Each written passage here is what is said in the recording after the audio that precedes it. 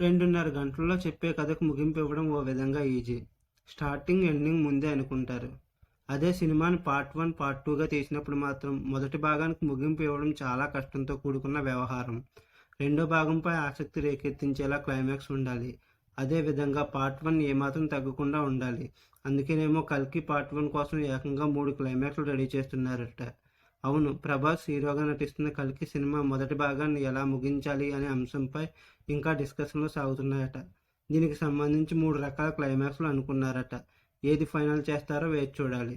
ప్రభాస్ సినిమాలకి ఎక్కువ ఇలా జరుగుతుంది. బాహుబలి టైంలో కూడా పార్ట్ 1కు ముగింపునిచ్చే విషయంలో మల్లగుల్లాలు పడినట్లు రాజమౌళి గతంలో వెల్లడించాడు. ఇక తాజాగా వచ్చిన సలార్ పార్ట్ 1 క్లైమాక్స్ కోసం కూడా చాలా వర్క్ చేసినట్టు 2-3 వెర్షన్లు రాసుకున్నట్టు ప్రశాంత్ నీల్ బయటపెట్టాడు. ఇప్పుడు కల్కి పార్ట్ 1 కూడా ఈ మేధోమథనం తప్పడం లేదు. నాగశ్విన్ దర్శకత్వంలో తెరకెక్కుతుంది కల్కి సినిమా.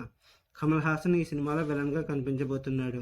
అతడి పాత్ర పరిచయంతోనే కల్కి పార్ట్ 1 ముగుస్తుందని, అదే టైంలో పురాణాలకు ముడిపెడుతూ క్లైమాక్స్లో ట్విస్ట్ ఇస్తారని తెలుస్తుంది. మీకు నా వీడియో నచ్చినట్లయితే లైక్ చేయండి, షేర్ చేయండి, సబ్స్క్రైబ్ చేయండి, కామెంట్ చేయడం మర్చిపోవద్దు. Thank you.